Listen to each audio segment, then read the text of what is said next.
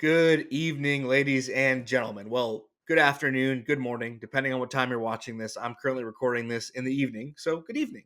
Welcome back to the channel. I appreciate all the support so much on the video the other day about the PGA Tour banning the creators from playing the LIV event. But first and foremost, welcome back to the channel. My name is Marco Quinto. I'm the host here of the Scratch Golf Show, where we mainly interview the top creators in the YouTube golf space. But since the video the other day of me kind of talking and sharing my thoughts of the PGA Tour threatening the creators who played in the Creator Classic with bans of for playing in the duels for Live Golf. I wanted me to make another video today providing you guys a quick update on where the situation stands. There was a ton of comments in the comment section. Thank you guys so much for the interaction the other day in the video. The love and support. I wouldn't be where I'm at. It's been a crazy couple weeks for the channel. Doubled my sub count. Wouldn't be possible without you guys watching. So I hope you guys like these types of videos. And I've seen the comments about my mic and the audio. So I hope this is better today. But like I said, we're here to talk about the PGA Tour threatening to ban the creators from playing or for playing in Live Golf the duels this weekend. So first and foremost, there was a ton of interaction saying that this was potentially fake news.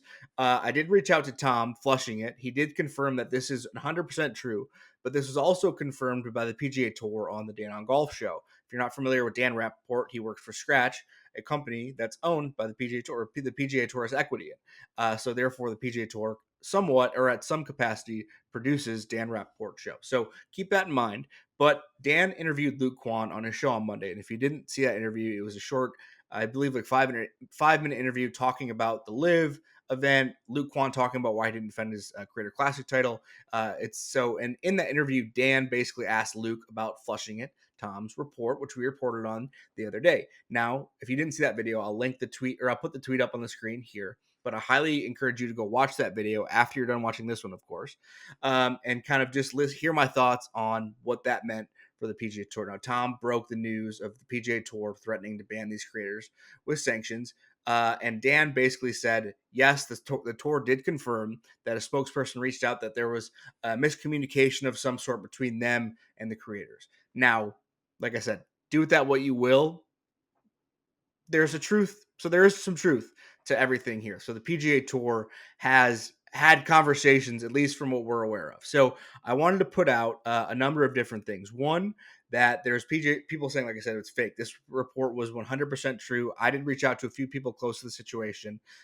Tom, like I said, being included, he reached out to a couple other people close to the situation, confirmed it. The tour confirmed it. So we know this is true. What I wanted to provide was another update on the PGA Tour and their tactics here. As we've seen from Ben Baller, and if you don't know who Ben Baller is, Ben is a luxury jewelry designer. Ben is pretty heavily involved with Live Golf. He designs the championship rings for not only the individual titles, but the team titles. I believe he designed the Crushers for Bryson's team when they won last year, or 2 years ago, excuse me. And I believe he designed the Rippers when I know he designed the one for the Four Aces. He also, like I said, is pretty heavily involved with the tour. Ben Baller has been in good videos. Like I said, he's very, very popular figure in the space. But like I said, he's very heavily involved with Live Golf.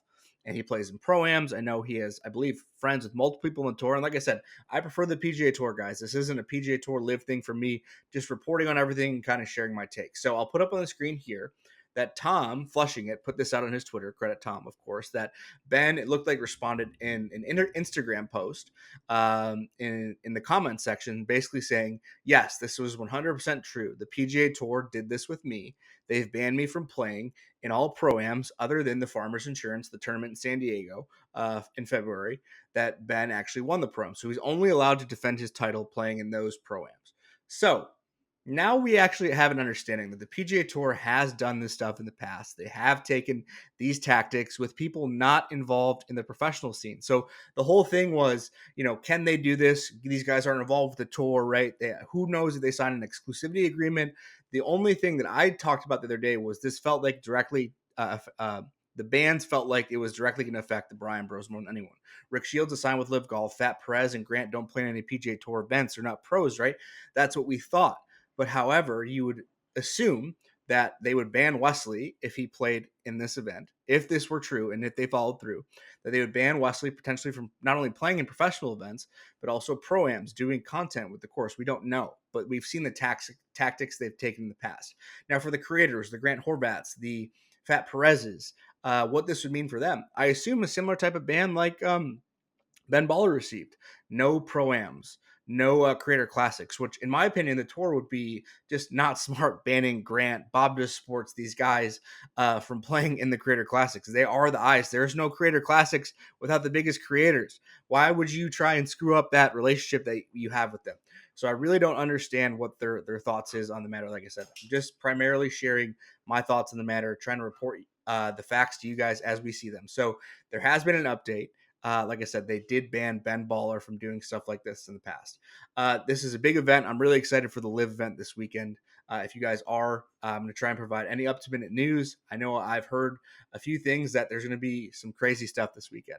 That's all I've heard. I haven't heard anything else. But like I said, just trying to provide you guys with timely updates. If you like this video, please comment. Let's hear some more interaction similar to the video the other day. Hit that subscribe button below. And like I said, like the video. And if you're going to watch this weekend, leave a comment. We've got a Blake Mullen interview dropping tomorrow morning. Depending when you watch this, it's going to be Thursday, April 3rd is when we're dropping the Blake Mullen interview. Make sure you like that. Go check that out after this video. All right, guys, have a good day. Peace.